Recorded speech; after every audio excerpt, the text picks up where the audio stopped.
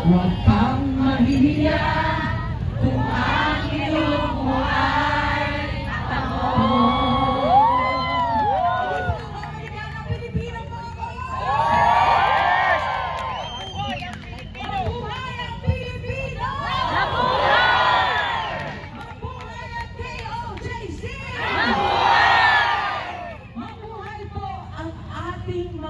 Dakilang na lumalaban para sa ating bayan. Ang mga idol ko po, si Sir Harry Roque.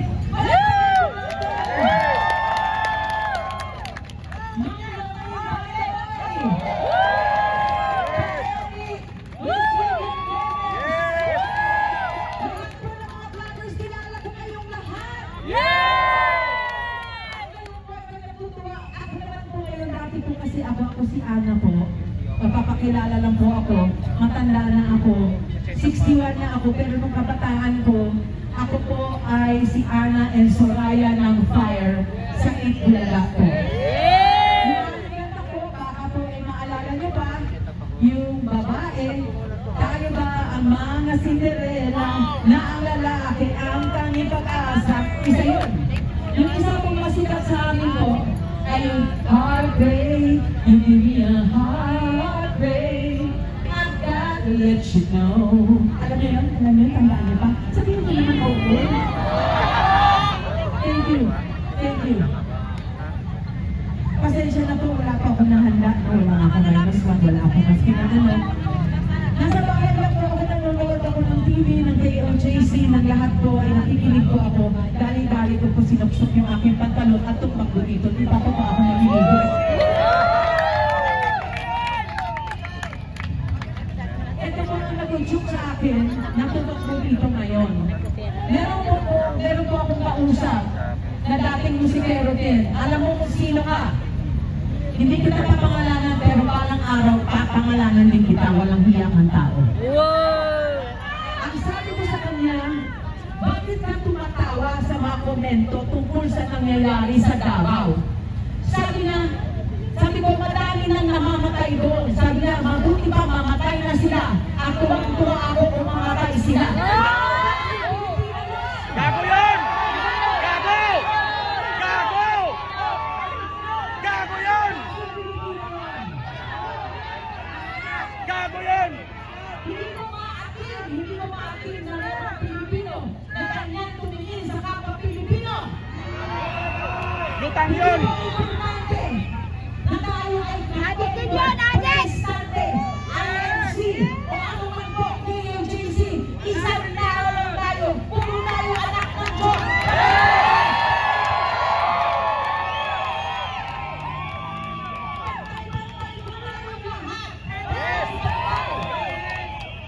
Meron na po ako isang kwento sa inyo, kung makakapakin nyo, sandali lang po. Pumunta po ako ng Siargao nung kasagsagan po nung Odette. Odette ba yun, di ba? Pero isang matanda na tumulong sa akin.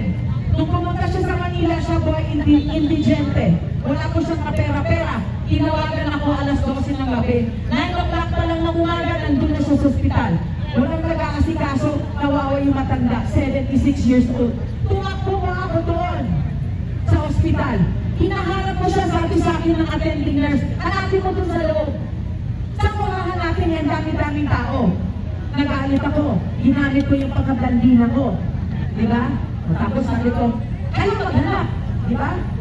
Hinanap nila. Nung nahanap ko, ilalabas ko na po, indigente, 5,000 pesos ang hinihingi. Sabi ko, sige lang, kausap ko yung mga kaibigan ko, mag-ambag na lang tayo nang ilabas natin siya. Pagdating ko sa cashier, ang sabi ng cashier sa akin, ma'am, eto na yung bill mo, 5,000. Tinignan ko yung bill, walang itemize, basta bayaran mo yung 5,000. Sabi ko, ba't ganito na nahali nyo yung 5,000 na matanda? Diba? So sabi ko, akala ko mabagong Pilipinas. Eh, parehas pa rin ah. Bagong! Wala ganyan. Wala ganyan.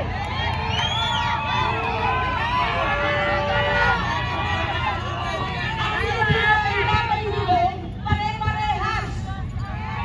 Sa panahon ni Tatay Digong, binigyan ng dignidad ang taong Pilipino.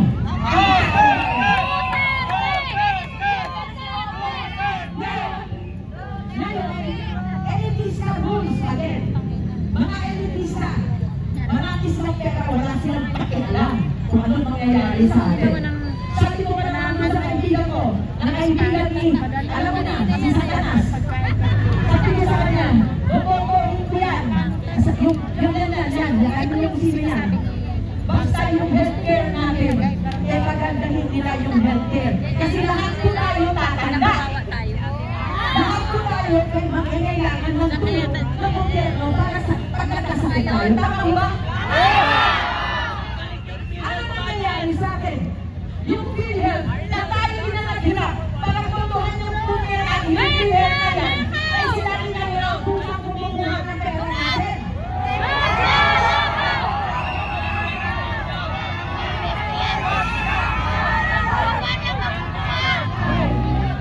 Tama-tama kasi baka atakihin na ako sa galit kaya ako nagkanya ng PhilHealth, no?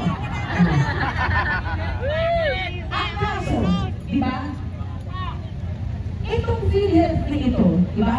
Meron tayong mga kapag-anak sa ibang bansa, di ba? Meron? Nagkasakit sila, daig pa ang makapilit, magandagan ng ospital. Tayo dito kawawa, oh, maglilimos na tayo kung kani-kanino para mabayaran yung bill. Pagkakita yung bill, namatay na tayo, di ba? Eh ako 61 na, alam ko tumanda sa bansa na to, na hindi inaayos itong bansa na to. Ayusin itong bansa na to, na kailangan tanggalin na mga gawin.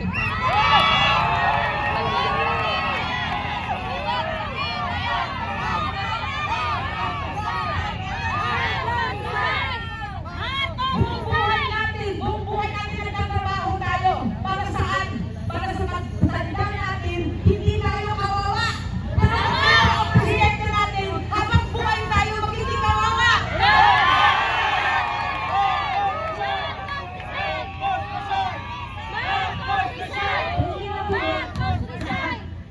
Okay. Ngayon, pasensya na po ha, na-emo na naman ako, na-emotional. Kasi po, mas ginaganito ang mukha ko, no, na hindi naman ako masyadong Pinoy-looking. Pag tinastas niyo po ang dibdib ko at sinilip niyo ang puso ko, ako ay Pilipino!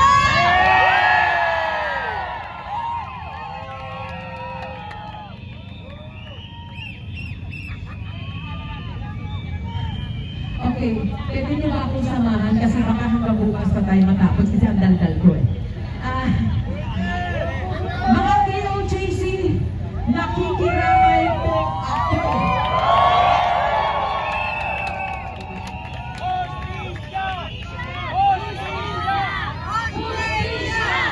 Hostisya! Hostisya! Hostisya! Hostisya! Hostisya! Hostisya! Hostisya! Okay.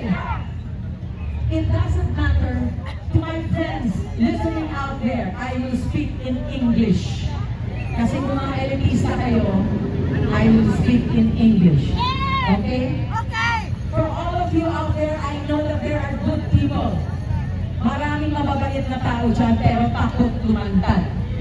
Maraming mababait na mga sinasabi ninyong elitista, pero may puso din para sa mahihirap. Please, come out! Come out!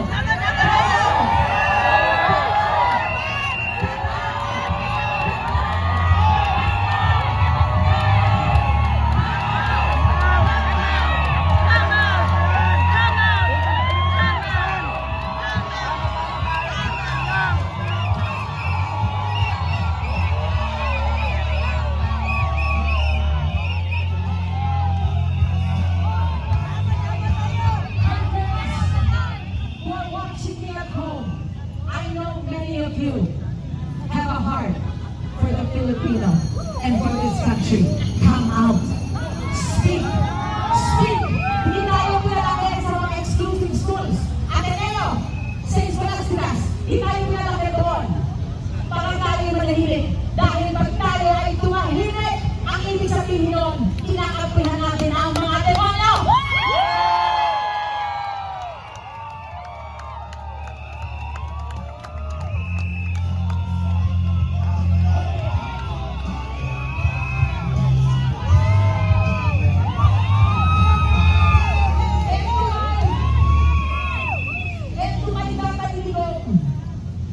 You may be bastos, sabi nila. Foul mouth. Pero ikaw lang ang nagmahal ng Pilipino.